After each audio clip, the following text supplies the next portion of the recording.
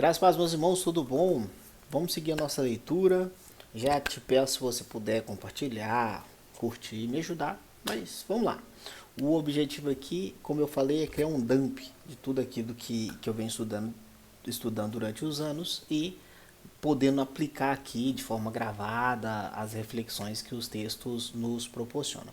Veja bem, João capítulo de número nós estamos em João capítulo de número 12, tá bom? Não se esqueça disso, sempre olhar o contexto, tá? Nós estamos na parte aqui em que Jesus ele é ungido em Betânia, nós já falamos sobre isso, então nós reconhecemos a atitude de Maria, nós reconhecemos a atitude de Judas e nós estamos agora diante de um texto emblemático para o Evangelho e para a história de Jesus, que é a entrada triunfal. E esse texto aqui você vai ver que ele acontece nos 4 evangelhos. Então, os 4 evangelistas vão tratar sobre esse texto. É um dos poucos textos que todos os quatro vão tratar. A entrada triunfal ela tem um significado importante para o cristianismo. Tá bom? Você precisa entender isso. Ela tem um significado importante para o cristianismo. Por que ela tem? Porque havia uma profecia que dizia que o Messias viria de forma triunfante, só que em algumas passagens em cima de um jumentinho, mas vem aí o teu rei, né, sobre um jumentinho. Então vamos ler esse texto agora com calma e tirar alguns aprendizados aqui. Vamos lá.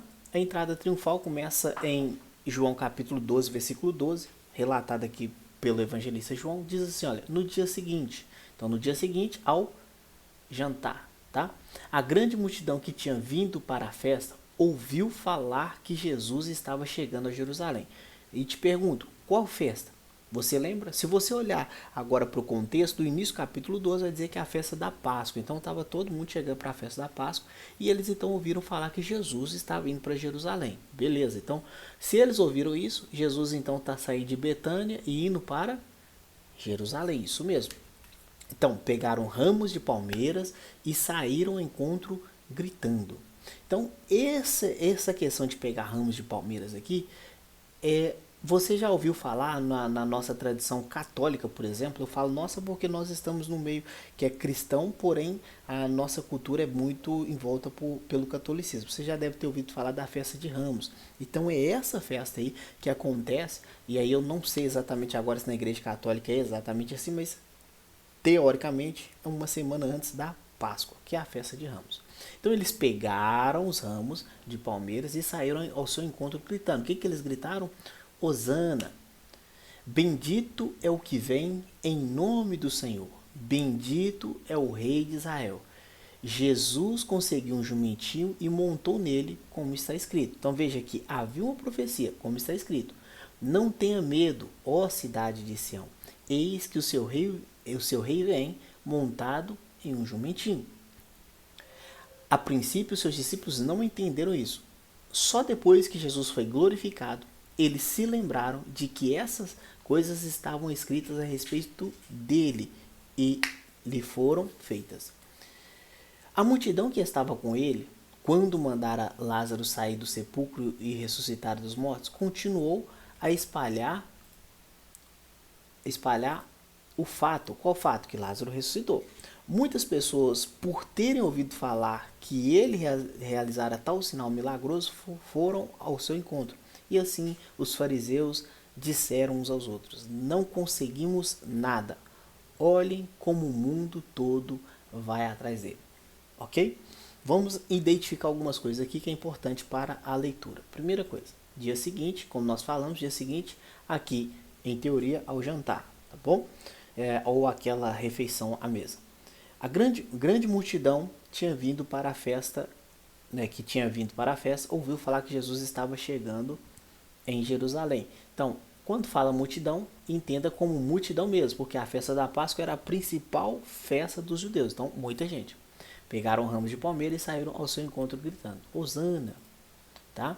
E aqui a oração os judeus recitavam, quarto dia de festa do tabernáculo, hino eclesiástico que canta no domingo de Ramos, canto de grito de alegria, de triunfo, aclamação, salve, tá? Então aqui é o dicionário português, mas é isso aqui mesmo. É um grito de vitória, um grito de aclamação que é basicamente dizer bendito o que vem em nome do Senhor. Tá? Basicamente, não quer dizer exatamente isso, mas é basicamente. Beleza? Se você quiser pesquisar aí, fica à sua disposição.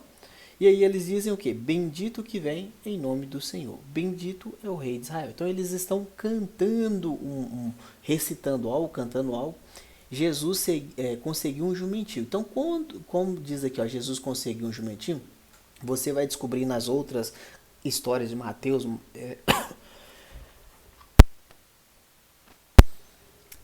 desculpe, você vai descobrir nas outras histórias que realmente Jesus conseguiu um jumentinho. Ele pediu emprestado para alguém um jumentinho e aí ele entrou assentado em um jumentinho. Então, depois você olha nos outros evangelhos, você vai perceber isso. Mas como está escrito, ou seja, havia uma profecia dizendo: não tenha medo, ó cidade de Sião. Cidade de Sião, aqui é a cidade de Jerusalém, beleza? Eis que o seu rei vem montado no jumentinho. Então Jesus está fazendo o que aqui? Está cumprindo uma profecia aqui. A princípio, os seus discípulos não entenderam isso. Lembra do que eu falei para você? Mesmo João escrevendo isso aqui, obviamente depois que ele está escrevendo isso aqui, ele já tinha entendido. Mas no período que ele está participando desse evento, ele não entendeu, assim como os discípulos. Então, eles não entenderam isso aqui, ó, tá? Só depois que Jesus foi glorificado, eles se lembraram de que essas coisas estavam escritas a respeito dele e foram feitas. A multidão que estava com ele, quando mandaram Lázaro sair do sepulcro e ressuscitar dos mortos, continuou a espalhar o fato. Tá? Então, ou seja, a multidão que viu Lázaro ressuscitar, eles continuaram a espalhar o fato. Qual fato? Que Lázaro ressuscitou. Muitas pessoas, por terem ouvido falar que ele realizara tal sinal milagroso, foram ao encontro dele. Então, aqui nós temos, então, mais uma vez, aquele ensinamento. O milagre, para que serve um milagre, meu irmão? Para poder trazer o incrédulo para perto, certo? Repita comigo, o milagre, então, serve para trazer o incrédulo para perto.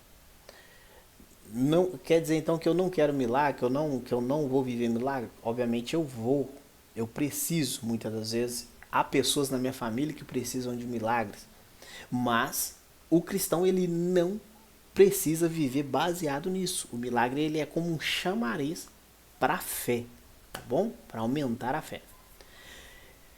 Não todos, obviamente. E assim, os fariseus disseram uns aos outros: não conseguimos nada. Então eles estavam tentando o quê? Pegar Jesus aqui. Olhem como o mundo, isso aqui, você chama de hipérbole. O que é uma hipérbole? Eu já disse para você, é um exagero. Nesse momento aqui, você vai perceber que o mundo não estava indo atrás de Jesus, concorda comigo? Ah, mas eles estavam profetizando. Não, eles não estavam profetizando. É como nós dizemos assim, olha como todo mundo está indo atrás dele. E o todo mundo aqui é uma hipérbole, não é todo mundo. É uma multidão de pessoas. Então, quando ele diz como o mundo, ou o mundo todo, ou todo mundo vai atrás dele, é uma hipérbole. Onde mais tem isso? Você vai ver, vai dizer assim, olha, Deus amou o mundo de tal maneira que deu seu filho unigênito. Também é uma forma de expressar coisas grandes. Jesus operou tantos milagres, se fosse escrever todos, não caberia de livros na face da terra. Isso é um exagero, uma hipérbole, tá bom? Quer dizer que Jesus fez muitos milagres. Quer dizer que isso aqui, o mundo todo, quer dizer que são muitas pessoas. Beleza? Então veja bem, vamos resumir aqui. Veja que você não tem aqui, até aqui em João, tanta coisa assim, mas você vai perceber então que Jesus, ele tem aqui uma manifestação pública, tá? E essa manifestação pública, Jesus, ele não nega ela. Das outras vezes, quando ele tentaram aclamar ele como rei, ele nega isso, ele foge, ele não aceita. Mas agora ele aceitou. Veja, agora ele aceitou. Tá bom? Então veja, aqui realmente ele está próximo de todas as coisas do cumprimento, do ápice do seu ministério, da sua entrega. Ele está no ápice. Mas veja, é a primeira vez que Jesus, ele vai dizer, ele aceitou a multidão aclamar ele. Tá bom? Agora aqui você vai perceber que esse Jesus apresentado aqui, ele é um Jesus, ou esse Messias, ele é um Messias o quê? Humilde. Ele entra num jumentinho, não é em um cavalo, não é numa carruagem, não é sendo aclamado, ele entra no jumentinho. Até mesmo porque, se ele entrasse sendo aclamado com toda a pompa de um rei, o que aconteceu? Os romanos pegariam ele. Então não faz sentido. Para esse caso aqui, ele realmente ele se mostra, ele se apresenta como o Jesus, como o Messias humilde, tá? E ele é humilde, tá bom? Veja bem, só que isso aqui nos remete ao que? Apocalipse. Vai dizer que quando ele vier, ele vai vir em um cavalo branco. E no cavalo branco, a sua coxa, as suas vestes salpicadas de sangue, a sua coxa é escrita Rei dos Reis, Senhor dos Senhores. E aí você fala, que coisa linda. Essa imagem de Apocalipse, ela é pesada, tá? Depois nós podemos falar sobre isso. Mas veja, aqui ele entra no jumentinho, mas ele vai vir em um cavalo branco. Ok? Deixa eu voltar minha imagem aqui, porque eu acabei clicando. Ok, aqui. Aqui Sião, tá? Então havia uma predição, uma profecia a respeito de Sião, tá? Nesse caso, o rei viria montado em um jumentinho.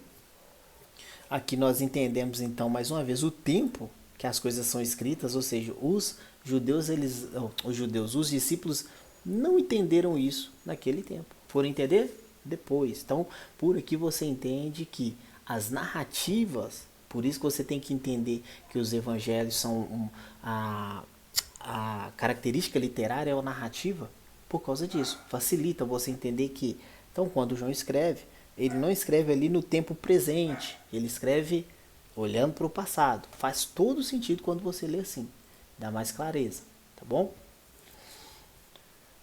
Aqui muitas pessoas, por terem ouvido falar que ele realizara tal sinal milagroso, foram ao encontro. Mais uma vez reforço, milagre ele é um chamariz para que as pessoas creiam em Jesus, tá bom?